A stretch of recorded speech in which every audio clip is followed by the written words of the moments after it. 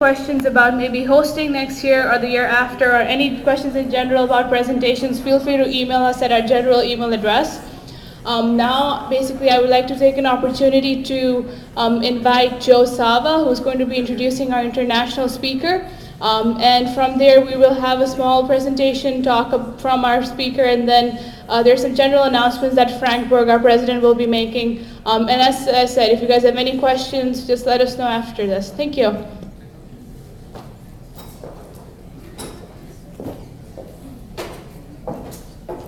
Hey everyone.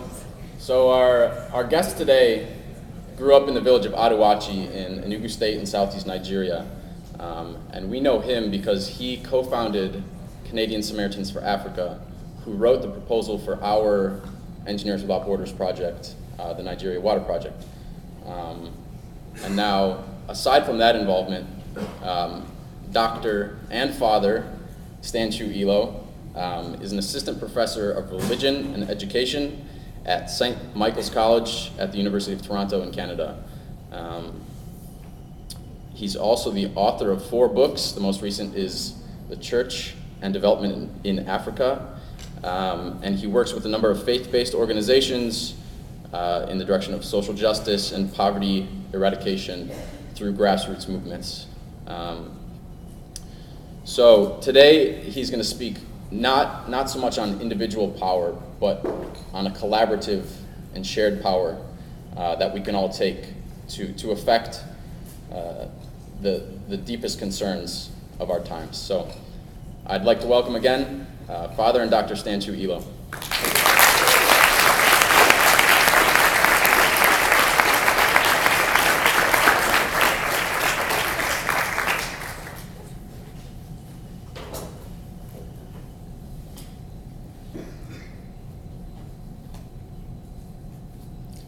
Thank you, Joe, and thank you, everyone. Good afternoon. Good afternoon. Good afternoon. Thank you, thank you, thank you. It gives me great pleasure to address you this afternoon, and I'm dedicating this presentation to the memory of Marion Summers, and also as a tribute both to her and to all of you engineering students and other students, faculty, volunteers, and men and women of goodwill who spend your time, energy, talent, and resources serving our common humanity, both here in the US and especially in far-flung parts of the world. Marion is truly missed in Nigeria, and for sure here at your university. She has left a hole in many hearts, and we pray for her and her family and all those touched by her death at such a young age.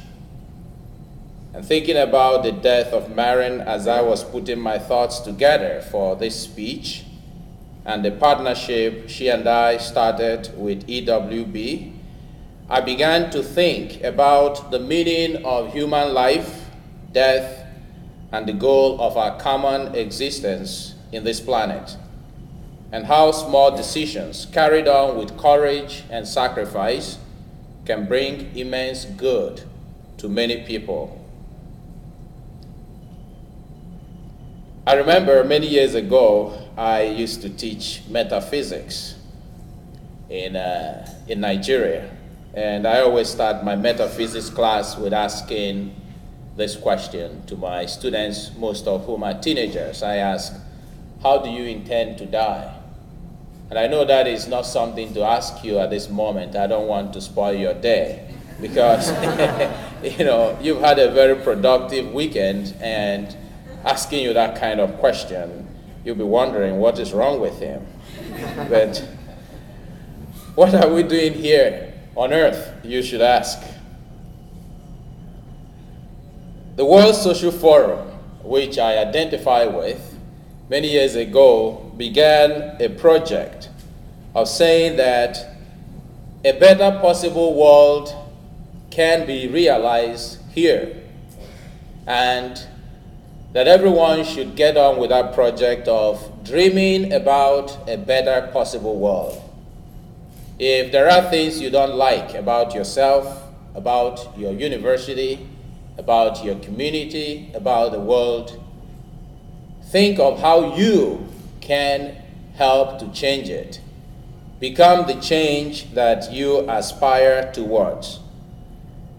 And indeed, I am very hopeful and positive about the future, not only for continents like Africa, where I come from, and many other people who are suffering in different parts of the world.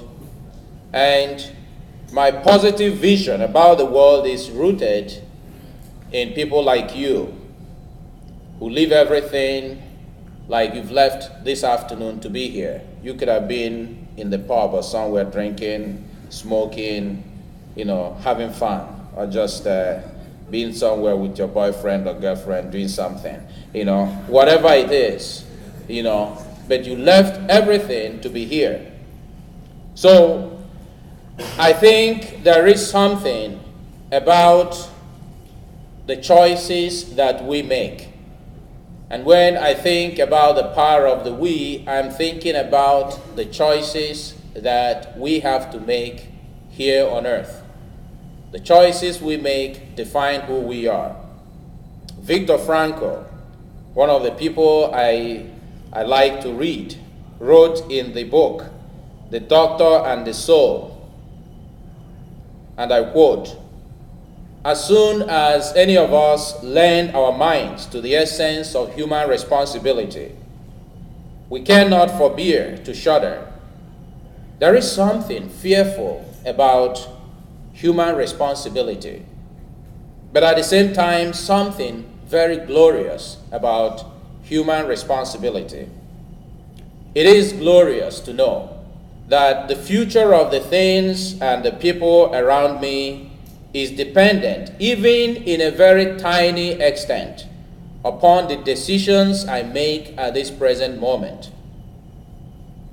What we actualize by the decisions we make, what we hereby, through our choices, bring into the world, becomes saved if we confer the right attitude and choices upon those decisions." As you know, Viktor Frankl was a Holocaust survivor. And one night, as he pondered about the insult and indignities he suffered as a person, he thought of taking his own life, because his turn to go to the concentration camp was drawing near. But as he thought about taking his own life, something struck him, and he formulated that theory we call logotherapy, finding meaning in life. And he said, and I quote, "Nothing, no circumstances can take away from me the freedom I have of choosing how I respond to the events and circumstances of life." No one can take away your freedom of choosing how you respond to the things that happen to you in life.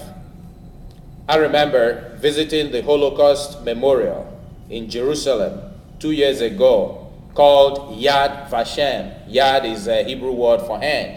It says everyone has a hand. And one of the most painful rooms, when you go into where they call the room of tears, where the voices, simulated voices of all the Jewish children who were killed in the Holocaust were crying. I was moved to tears to hear these surreal cries of these little ones. And the words of scripture rang through in my ear of Rachel, who was crying, who was inconsolable because her children had been destroyed in this violence by Herod. And I remember when I visited Rwanda and visited the room of skulls, more than 100,000 skulls kept there to remind the people of the evil of genocide and the futility of hatred. And I remember also my own childhood experience, which I recount in my book. When I was young, just a few years after the Civil War in my country, we were digging a toilet, and As a 7-year-old, you can imagine having to find a mass grave. As I was digging with my family, we started to see bones, fresh bones, and these were people who were buried in shallow graves, obviously by the people who killed them or by people who just couldn't bear the stench. And I remember visiting northern Uganda to hear of the unspeakable horrors of the soldiers of the Lord's Resistance Army. And with one of the groups we work with, Ugandan Children Health Foundation, in a place called Soroti in southwestern Uganda, I met one of the little girls who was very sexually abused by some of the Lord's Resistance Army soldiers. Her name was Akatujuna Emily. And I said to her, Emily, do you have any dreams? With tears in her eyes, Emily said to me, I have no dreams. How can I dream when I have lost all the members of my family? Maybe my dream will begin here in this camp where I have found some love. A friend of mine who works for the Humanitarian Accountability Partnership based in Geneva, she's presently in the Dadaab refugee camp in northern Kenya. He told me that the most distressing thing for her in this camp of over 200,000 people is the fact that thousands of people who were flooding into the camp are children and young people whose future have been damaged by factors which they did not create. The 18th century English writer Thomas Gray, in his famous poem, An Elegy Written in a Countryside Cemetery, writes in words that continue to touch every heart about the futility of human destructiveness, poverty, and suffering, as he wrote his poem wandering in the grave in the cemetery of so many people who were buried here without any future, without any hope. He wrote, this is in ancient English, so I'll read it in his words, and then I put it in a more modern term. Perhaps in this neglected spot is laid some hearts once pregnant with celestial fire, hence that the rod of the empire might have swayed or waked to ecstasy the living lyre. But not laid to their eyes, her ample page, rich with the spoils of time, did never unroll. Chilled penury repressed their noble rage and froze the genial current of their soul. Full many a gem of purest ray serene, the dark, unfathomed caves of ocean bear. Full many a flower is born to blush unseen and waste its sweetness on the desert air. Do you understand that English? Now it says, I will now put in American English. Perhaps in this neglected land lie many souls who were pregnant with fire from heaven. Their hands were ready to be used by the country. Their dreams were like ecstasy of a future. It was like music in their ear, thinking about the future. They had knowledge in their heart and in their soul. However, because they were poor, their noble rage, their noble desire were destroyed.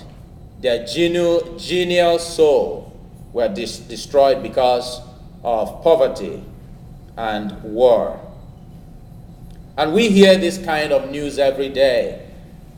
How can we forget the events of 9/11, when hardworking Americans People with dreams from all over the world, like any of us, were destroyed in an unmitigated blaze of hatred and terror because some people, driven by a false religious ideology, chose to inflict maximum violence on innocent people.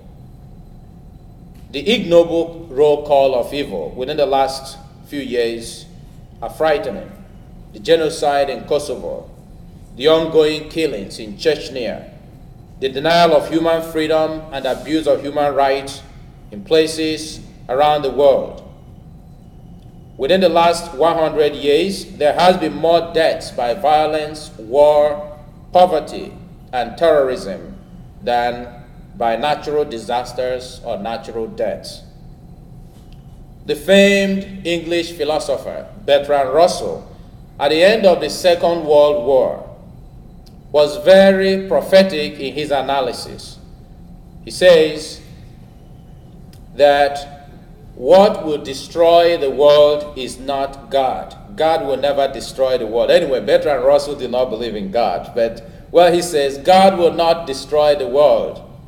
Human beings will invent their own deaths through their own wrong choices. At the end of the evil of Nazism, a dying and sick Sigmund Freud wrote a very small book, Civilization and Its Discontent, in which he bemoaned what he called the irremediable antagonism between the demands of our human instinct and the restriction of civilization. And he said that egotistic self-satisfaction, which fails to renounce the self individually and to work collectively, is what will destroy our world. He said, and I quote, "The fateful question for us today as human beings seem to me to be whether and to what extent our cultural development will succeed in mastering the disturbance of our communal life by the human instinct of selfishness."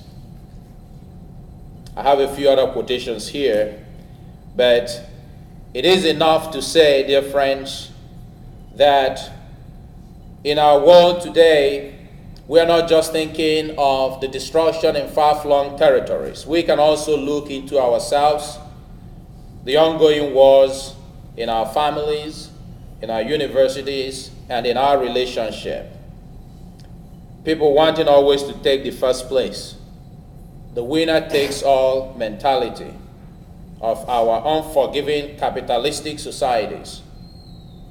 How many lives are lost here in the US, for example, because people vent their anger or frustration with society by taking up their guns and shooting innocent people, or because they feel that the answer to failed marriages or failed relationship is to kill someone instead of dialogue, reconciliation, forgiveness, and self-surrender.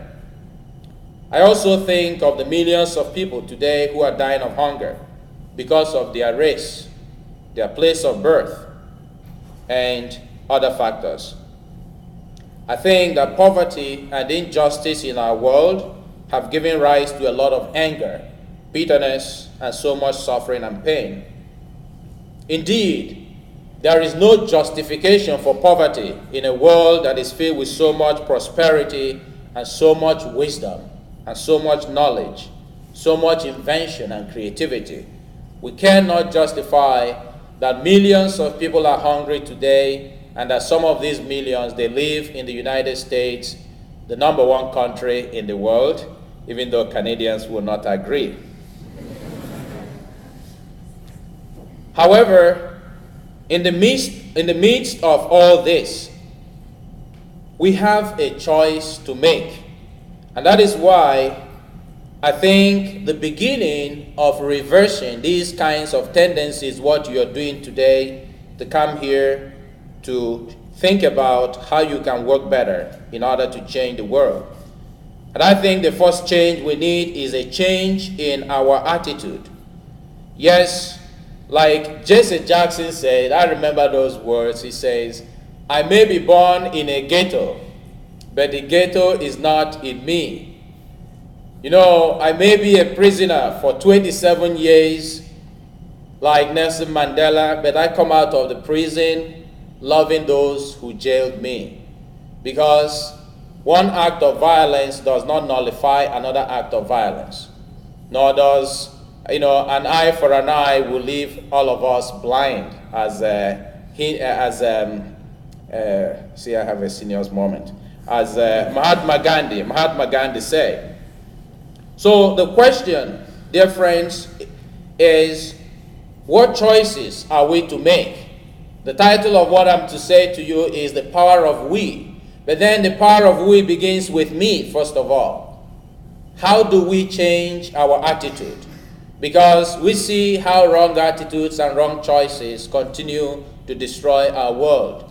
So it doesn't matter the circumstances of my birth. I do believe that each and every one of us can reach for the skies.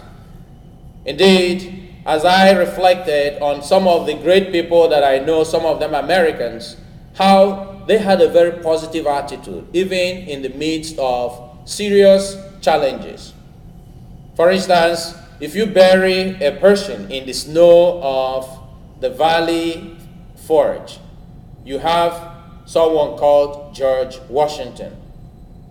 You raise a person in abject poverty, and you have someone called Abraham Lincoln.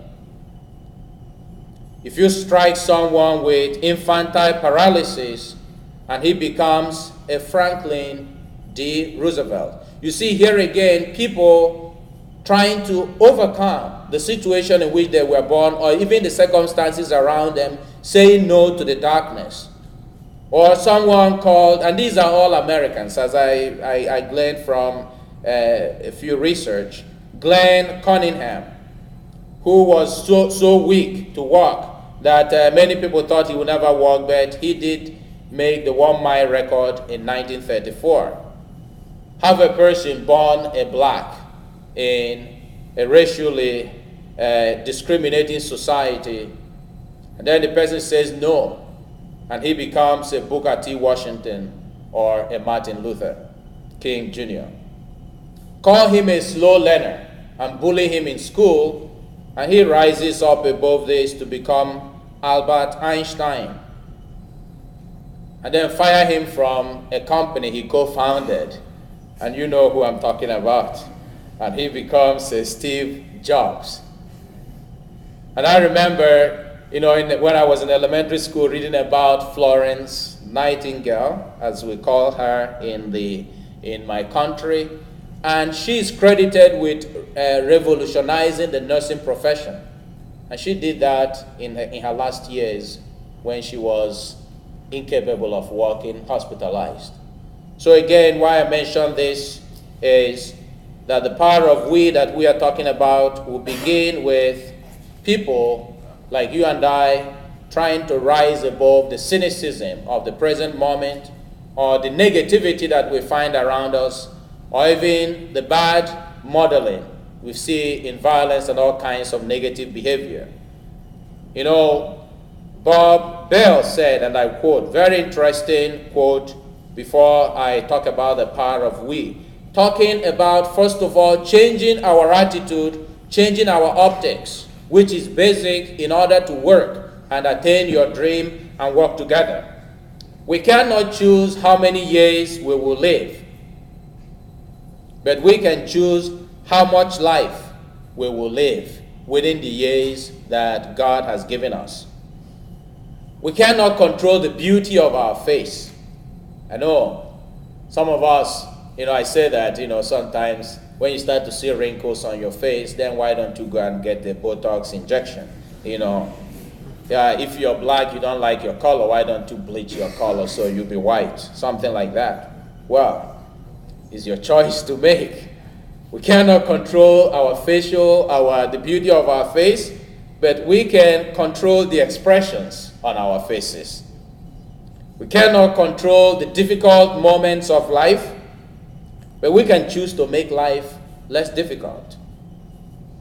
We cannot control the negative atmosphere around us, the cynicism, but we can control the atmosphere of our minds. Too often, dear friends, we try to choose to control others and to control the things around us. Rarely do we choose to control what we can, which is our attitude and the optics with which we see the world. And this is what is decisive for me in talking about the power of the we. It starts with an attitude that you want, that this life is not all about you. I remember that one of the things I learned from my mentor early in life was he said, whenever you wake up in the morning, ask yourself, how is my ego doing this morning? No, you're an engineer, right? You know, that's not like you. How is your ego doing now? You know, or just when I finish this speech, you can ask me that. How is your ego doing after the speech? You know, it's very important to ask that question, because if you have a big ego, or if who you are is a problem to you and a problem to people around you, then you cannot work together. And this is true not only for individuals, it is also true for nations. So if you are so filled with a sense of your own nationality and your own race, then you'll find it hard to work with others in the world. So the truth is that the world today needs heroes. The world today needs people who can rise above selfishness and pride. The world today needs people who will say to the darkness, I beg to differ. We need the power of we. And the power of we I have defined here as our capacity as human beings to discover our common origin and our common destiny, and a concerted effort to build bridges, linkages, partnerships, and in short, to work together to make this world a better place. The root of sustainable development will be found not in tightening immigration reform or trade protectionism, but in creating an equal playing field for everyone on earth, so that everyone will have equal opportunity to get a good education. That is the driver for social mobility. The power of we requires of us a new way of educating people for a common global citizenship, so that we realize that if someone's rights and dignities are abused in any part of the world, my dignity and my rights are abused as well. If hunger degrades human beings anywhere in the world, my own human dignity is degraded, because like John Donne says, no one is an island unto himself. And the Chinese also say, if you want to travel fast, travel alone. If you want to travel far, travel with the rest. So yes, I might run fast and get the prize, but then what happens if there is no one to share the prize with me? No one is an island unto himself or herself. When people are ignorant, because again, I think the power of the we requires us to have a new way of seeing reality. Because I think the greatest challenge of our times is the problem of ignorance. Many people are ignorant of so many things. When people are ignorant of other people's national values and ideals, they will be threatened by them. When people are ignorant of who they are, they will not value the gift and talents that they have, and would rather want to be something or somebody different from who they are. I believe that in reaching out as members of EWB to other cultures and people outside the U.S., you all are bringing new hope to the world, lighting a candle in the darkness and showing the power of we. Individuals and nations, organizations and industries cannot change the world alone. We have to do it together. It is significant that this great nation, the United States, in the Constitution, it says, we, the people. It didn't say I. Again, it didn't say Jefferson, Thomas, I, Jefferson, or any person. It says, we, the people. Now we see that is written in the very arc of our national history. It's written in the very arc of our humanity. In all religions that I have studied, their prayers are always in the plural. It's a sign that we are made for each other. Aristotle says that a social instinct is implanted in us. The tendency to be together is implanted in all persons by nature.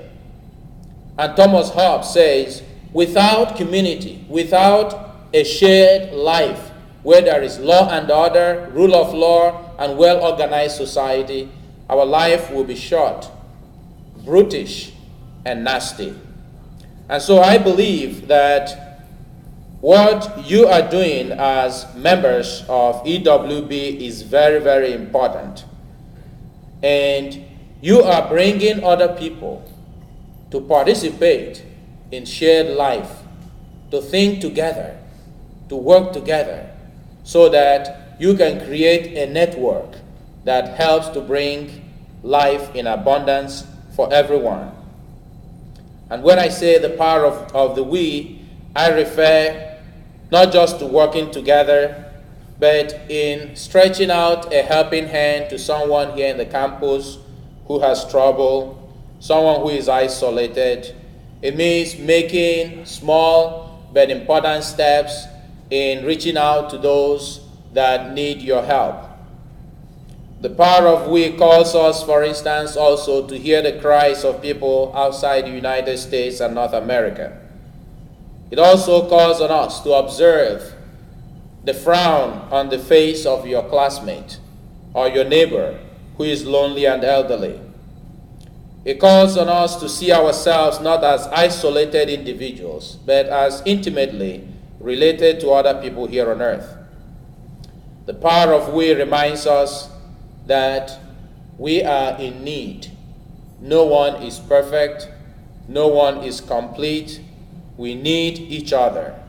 We need one another in order to build that triple bottom line of people, prosperity, and planet. So if, for instance, my carbon footprint is high here in the US, it's important for us to understand that climate change affects everyone, for instance. It's the power of the we. And the we here does not refer only to human beings, to the whole cosmos. Animals, trees, waters. We all know, for instance, when the earthquake, that terrible earthquake happened in Sichuan in Japan, it affected all of us. Recently, some of the debris from that earthquake landed in the shores of Vancouver in Canada. So if my carbon footprint is high, it might be causing desert encroachment of the Sahara in Africa. And unfortunately, the people in the global south do not have the means and resources for adaptability and mitigation of the effects of climate change. So the power of we reminds us of this shared universe, that we are just very tiny member of this entire cosmos. And we need to help everyone, every creature, to fulfill themselves and have this abundant life. And the power of the we, finally, helps us or challenges us to help to fulfill the hunger in the human heart. And what is that hunger? What is it that drives your life every day? It's simple. We hunger for love. We hunger not only to love, but to be loved. It is also a hunger for meaning. We want to pursue things that are meaningful and valuable to us. We want to live for something bigger and higher than ourselves. That's our hunger. We want to commit our lives to something that will outlive us, something that will build up our communities. We hunger for connection, for intimacy. We hunger to live in a safe environment. We hunger to be accepted as who we are, not as people want us to be. We hunger to be affirmed as people, as worthy. And we hunger to promote a more humane and cosmic flourishing. These are some of the hungers in our hearts, in my heart and in your heart. And I think everyone wants to live the good life. No one wants to be sad. No one wants to go to bed thinking of where to get the next meal the next day. No one wants to be in debt or to be neglected. No one wants to be naked, to live as a refugee. No one wants to live on the streets, to be a panhandler. No one wants to die from diseases that can be prevented. These are the hunger in every heart. I don't know about your heart, but I know that I also have, and everyone has that hunger for transcendence. You want to go beyond yourself. You want to reach to the skies. You want to unite yourself with something higher than you. You want to be someone that will be remembered as someone special. Everyone wants to be happy. Everyone wants to be fulfilled. And that is why it's important for us to know that our human hunger cannot be satisfied just by our own self-craving. Yes, there are things you can satisfy yourself, go to school, get a good education. That is basic in order to be able to help others. But then in doing this, you need your teachers, you need your friends, you need your family, you need your nation. It is important, as a way of concluding my reflection, to say that in my journey on earth so far, that I have met so many wonderful people. But I'm grateful to God for the privilege and opportunity to have met so many of you here, Engineers Without Borders here at the University of Illinois, Urbana-Champaign. And so I want to thank God for the gift of Maren, who is not here with us anymore.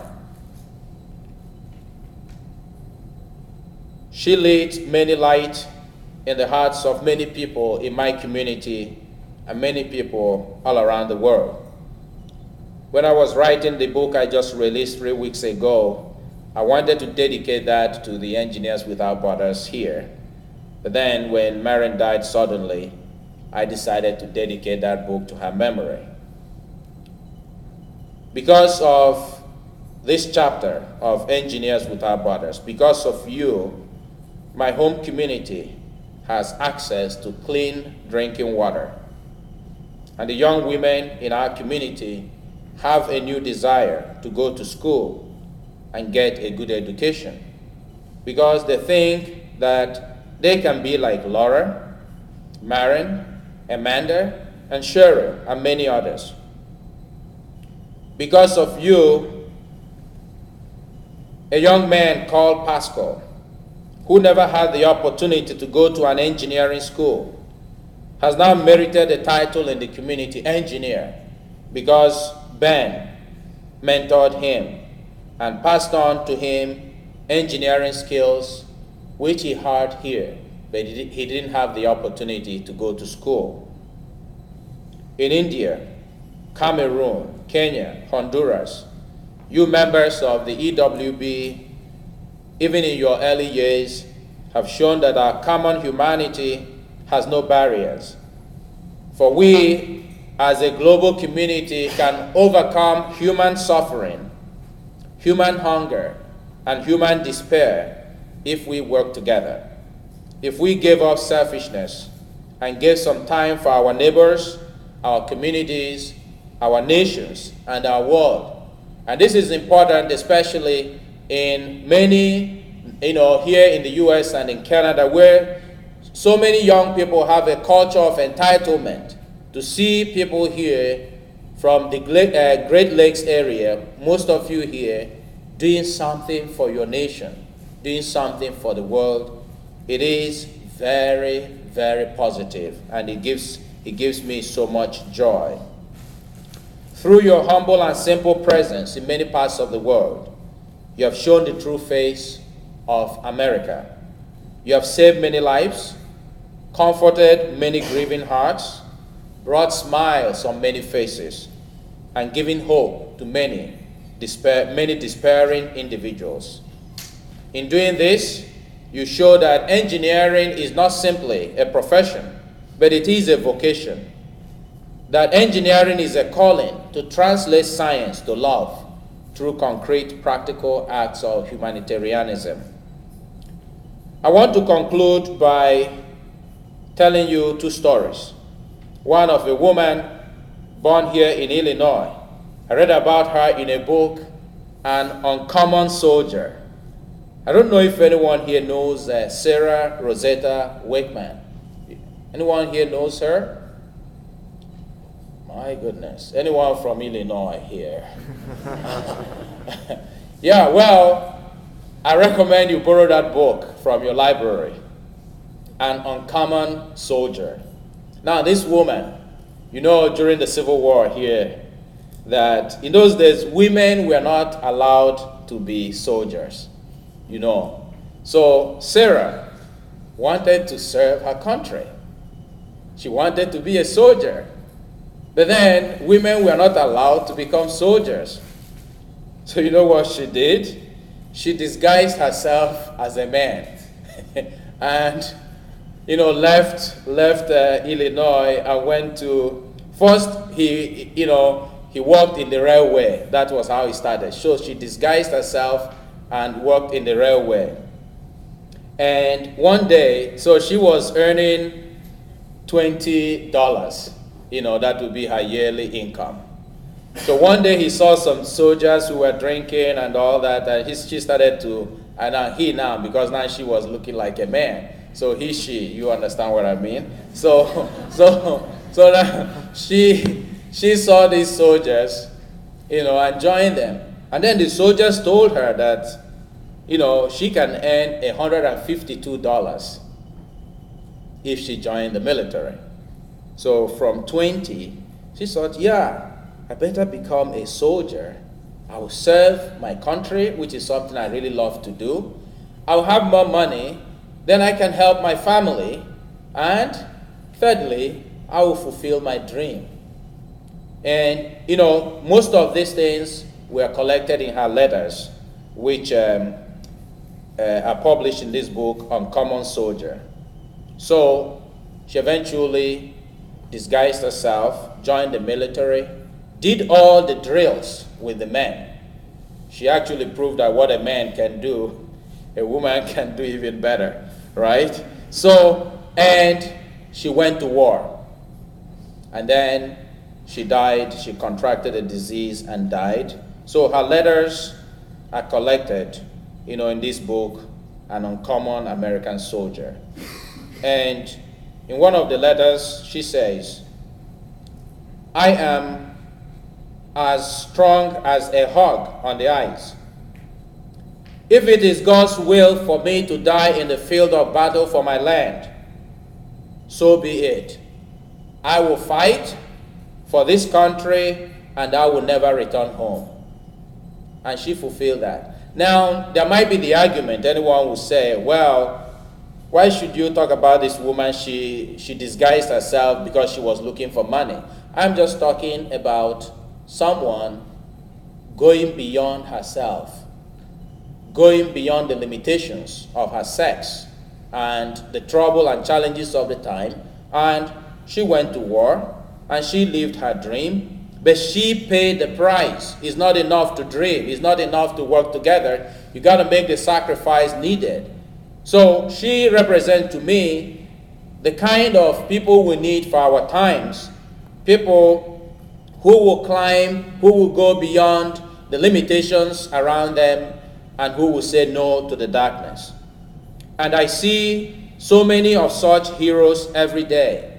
I remember reading one of the Greek military history, reading the hymn that in those days when the Greeks go to battle, and I don't know what the soldiers, these glorious Greek soldiers will be saying of their country today.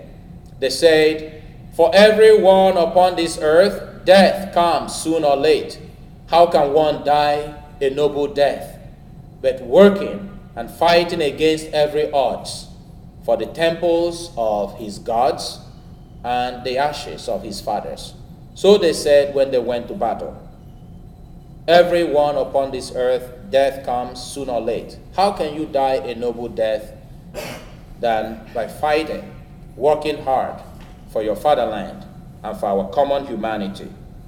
And I see so many people like that every day. It could be of that grandmother in my continent, Africa, that I met in Kibera. She lost all her children to AIDS, and she lost even her grandchildren. She had a few orphaned grandchildren around her, and she said, "I will continue to work hard just for the sake of my grandchildren." It could be the courage of the American and Canadian soldiers who know they face possible death in Afghanistan, and yet they take their turn of duty with cheerful face, with determination to serve for freedom, even though the people they might be fighting for or trying to defend or protect are planning to kill them. Such heroes are some of the single mothers and fathers who pick up their lives again after a terrible breakup in their married life, knowing that there is always another day. Thousands of people here in the US, in Canada, and many parts of the world have no job because of the economic situation that we find ourselves in this day and age. Some of them are saying no to depression. They're saying no to despair because they know that they have the power here, that something good will come if you hold on to your dreams. There are millions of great and tall souls in many hidden alleys and corners who are working with the sick, the homeless, the hungry, the dying, the troubled in mind, believing that people on the margins of life and those who face limitations in their life can be helped if only we reach out to them. Yes, you might have no job, no health. Sometimes you might be suffering from being dumped by your boyfriend or your girlfriend, but do not give up because there is always tomorrow. And so the only way we can work together is by finding once more that inner beauty of each and every one of us and of every human being that we meet here on earth. And I think one of my heroes is Mother Teresa. And I conclude by telling this story that she told me. I'm sorry, she told someone, sorry. So that somebody told me. So this story she told to someone, and that sister told me about this, of what happened. This sister belongs to her religious order. So Mother Teresa went to Australia to visit. And this sister is now the head of the Sisters of Mother Teresa in my home country, Nigeria. She's also an older sister.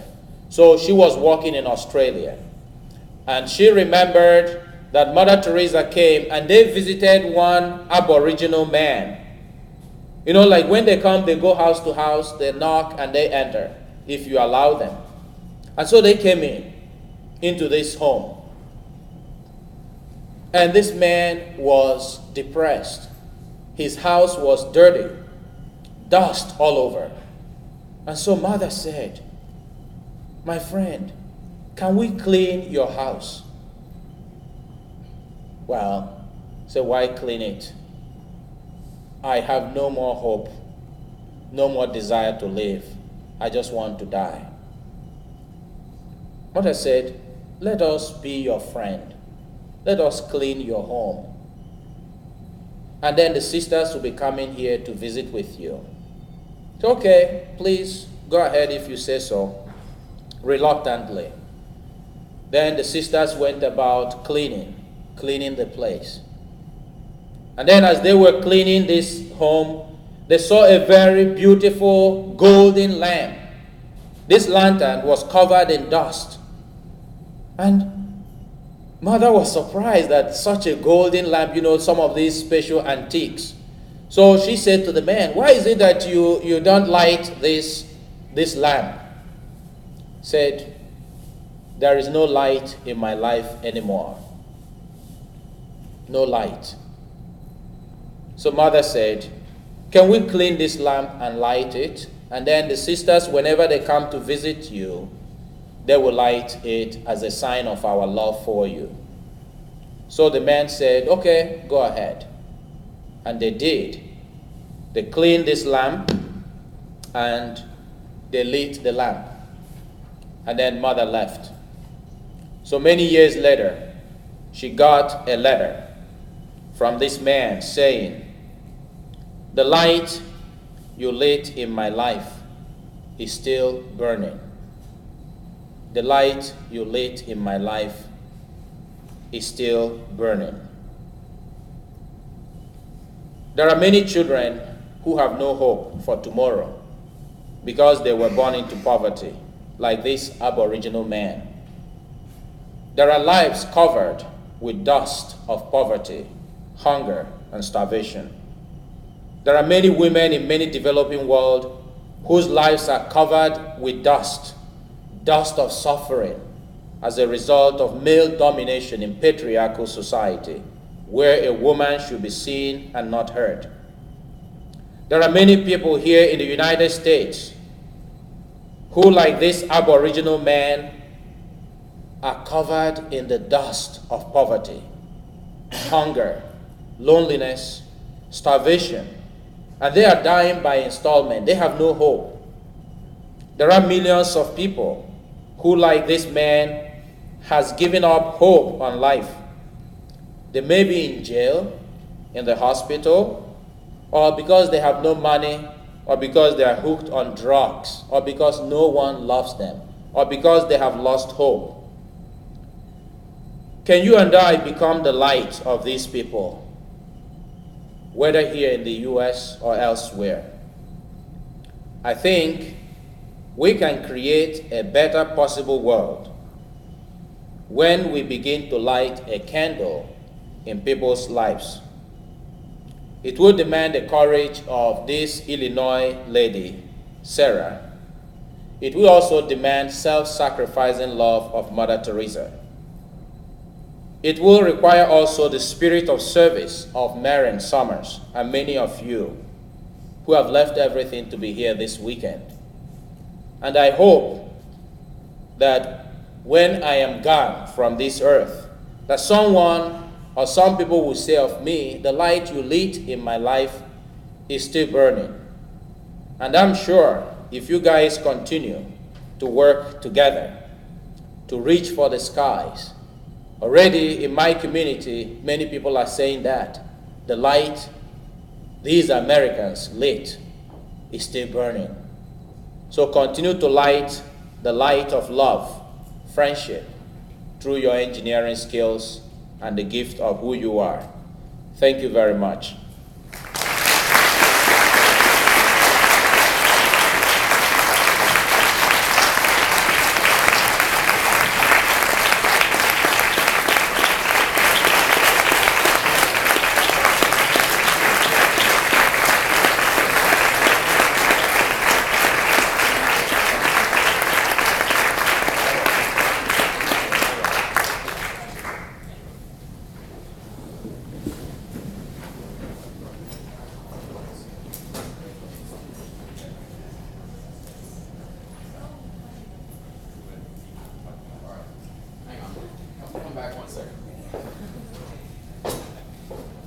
So Stan was in Toronto last night. He was in New York this morning, and he made it all the way to campus today to be here with us. So So to thank him for his efforts in the past 24 hours, and to thank him for being a great friend and colleague for many years, we just have a small gift for Stan. So thank you.